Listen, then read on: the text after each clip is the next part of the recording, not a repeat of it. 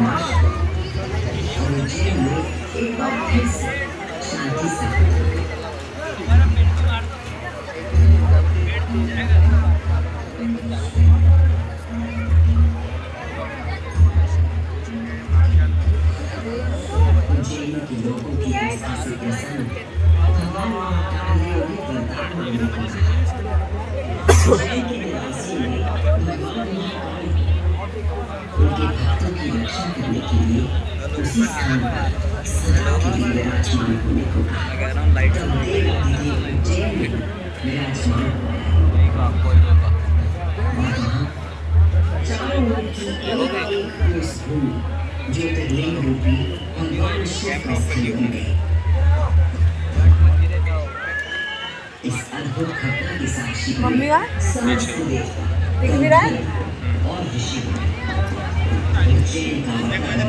देख लो भाई, ये है यहाँ पे 3D शो। और ये 3D जो शो है ना, ये 9 बजे स्टार्ट हुआ, 9:30 बजे तक चलेगा।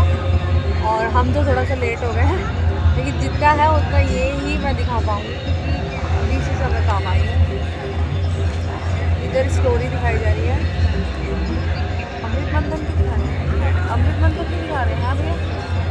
कौन सी वाली दिखा रहे हैं, कुछ बताया होगा अभी तो उज्जैन की हिस्ट्री बताई। अच्छा, महाकाल कैसे तो ये उज्जैन की हिस्ट्री बता रहे हैं इसमें भी, महाकाल कैसे आए, स्थापित कैसे। ये देखो महाकाल का सूर्य। बहुत प्यारा। हर हर महादेव।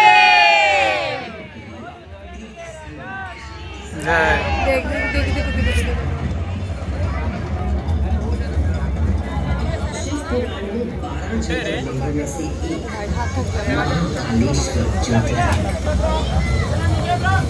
सारे के सारे ज्योतिर्लिंग दिखा रहे हैं। जितने 12 ज्योतिर्लिंग है ना, उनके स्वरूप दिखा रहे हैं। देख लो, आप सब लोग भी दर्शन कर सकते हो। ये देखो,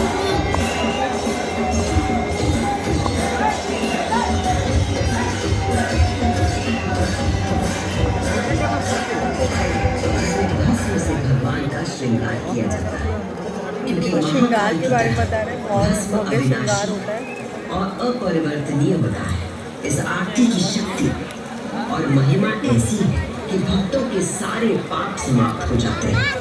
केवल इतना ही नहीं, उज्जैन वो नगरी जहाँ मानव शरीर पूरे ब्रह्मांड के साथ सामंजस्य स्थापित करता है। कभी पकड़ सकते हो? मेरा हाथ थक गया। तो ऐसे लेना।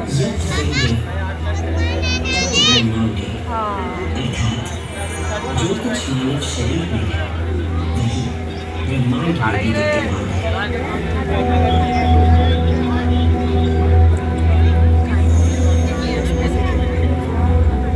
ब्रह्मांड के सृजनकर्ता महाकाल के आशीर्वाद से मैं शिप्रा आपको उज्जैन शिप्रा नदी के बारे में बता रहे हैं। तथा महाकाल की शक्ति, ये महाकाल की शक्ति है और भक्ति मुक्ति है की गाथाएं और सुनाती मूर्ति की है। गाथाएं सुनाते हैं। काल का प्रवाह अनंत है, इससे जब तक महाकाल है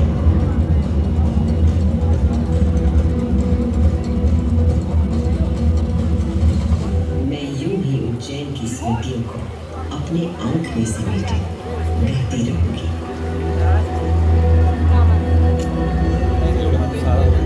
हाँ नहीं, इसको ना खड़ा कर दो। जय महाकाल। मंदिर बाप बना गाँव यहाँ पे दर्शन बाप मंत्रोच्चार का आवेग बढ़ गया। देवप्रिय और उनके पुत्रों के साथ उज्जैन के सभी नाग भी जाग कर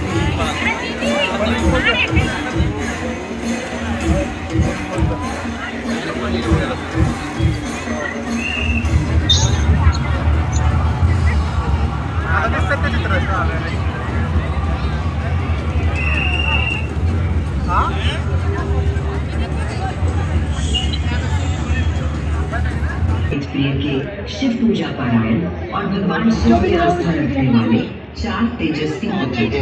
उनके नाम थे देवप्रिय, प्रियमेधा, सुकृत और सुव्रत।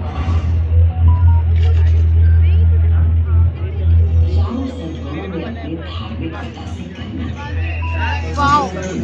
उनकी संतों में अभिवृद्धि होती रही, जिसके कारण अवंती नगरी उनके ज्ञान के तेज से प्रकाशित होने लगी। उसी समय दूषण नाम का एक असुर प्रजापति ब्रह्मा के पास आने लगा।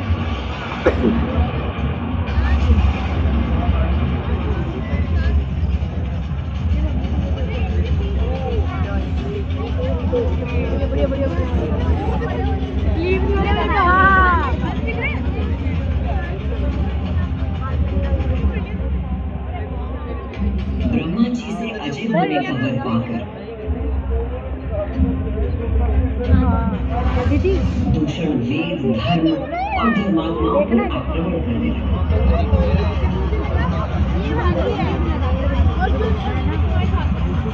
जय श्री राम।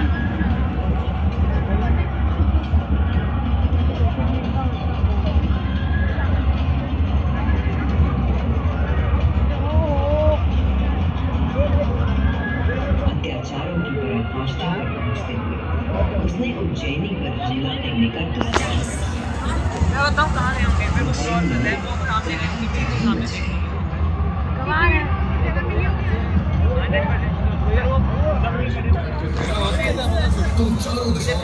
वो सीधी वाली भेजना है बादल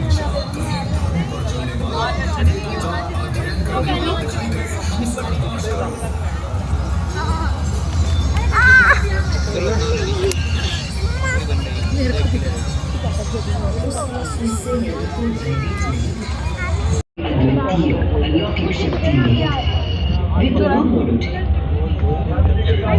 फोन में नहीं पाऊँ। हमें अपने यथार्थ रूप के दर्शन कराइए। तब उस स्तंभ से महादेव स्वयं प्रकट हुए।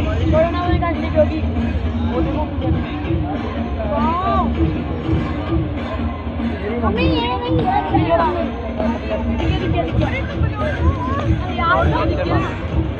दिव्य और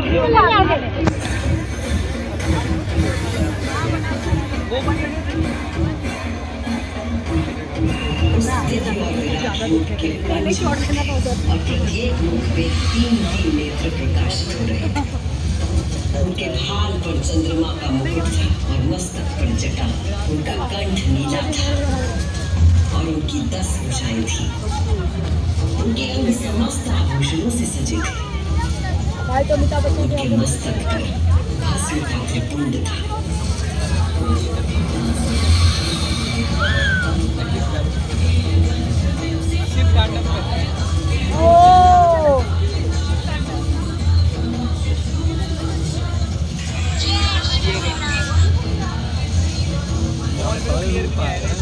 महादेव ने ब्रह्मा और विष्णु से कहा, सूर्यश्रेष्ठ ब्रह्मा जी, आप मेरी आज्ञा से सृष्टि की रचना करें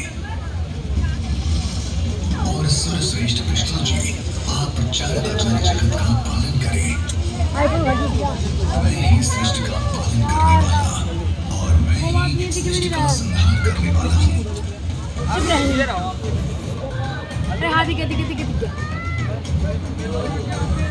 ही ब्रह्मा, विष्णु और रुद्र नाम से 3 रूपों में बटा हूँ।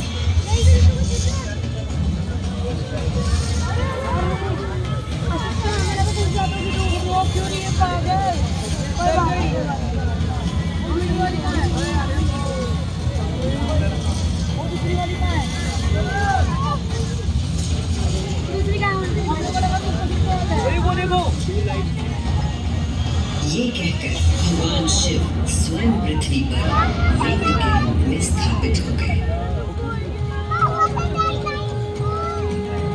उस पल से इस लोक में लिंग पूजा का विधान प्रारंभ हुआ।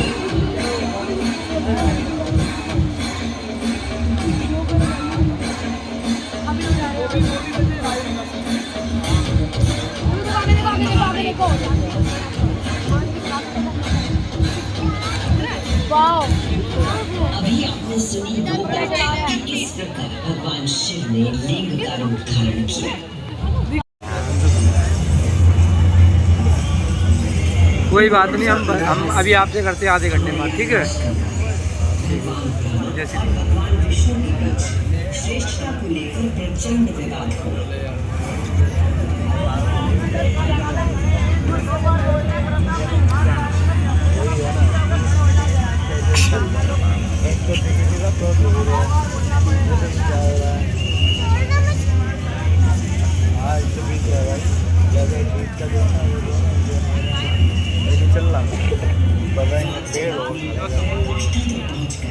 तो दोनों अपने अपने दिव्यास्त्र लेकर आपस में युद्ध करने के लिए तैयार हो गए। स्वर्ग में हाहाकार मच गया।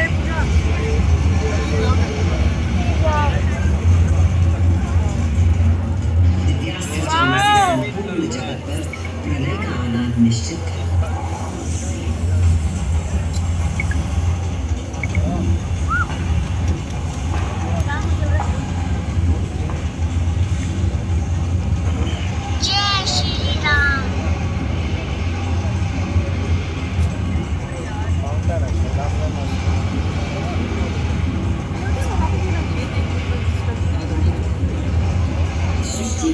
प्रकोप से बचाने के लिए और दोनों के विवाद को रोकने के लिए भगवान शिव को माया रचनी पड़ी और अकस्मात अग्नि की ज्वालाओं से लिपटा हुआ एक महान अग्नि स्तंभ स्थापित हो गया, जिससे दोनों देवताओं के दिव्यास्त्र स्वयं।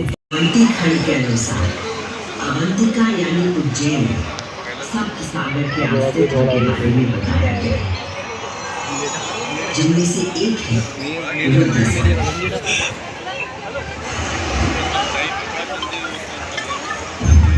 वही रुद्र सागर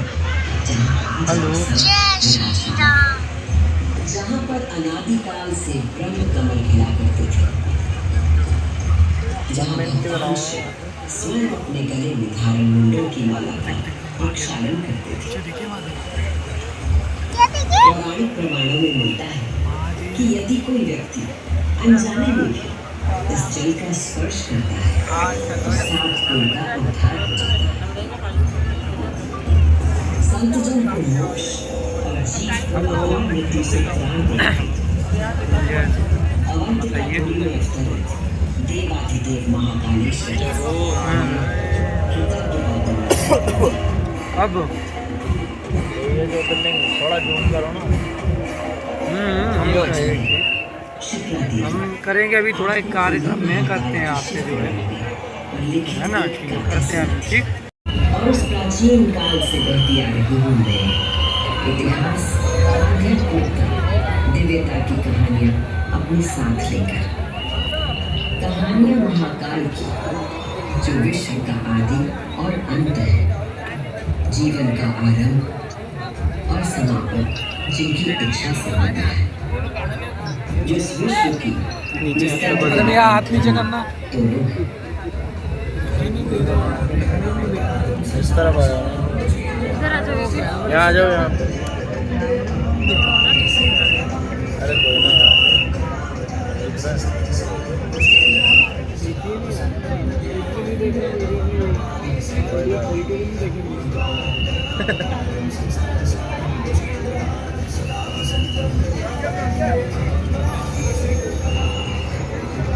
आपको देखना आ गया।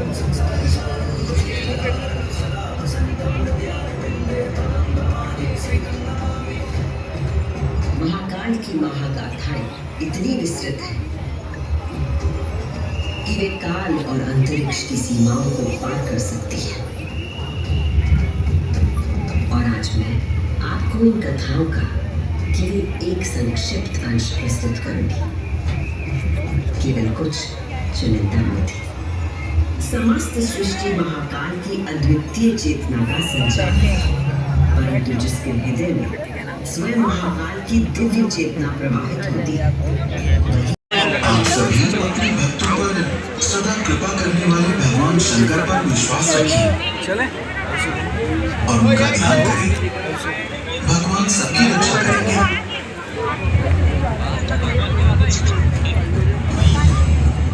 मंदिर बापना का यहाँ पे दर्शन बापना मंत्रोच्चार का आवेग बढ़ गया। देवप्रिय और उनके पुत्रों के साथ उज्जैन के सभी नाग फिर जाग कर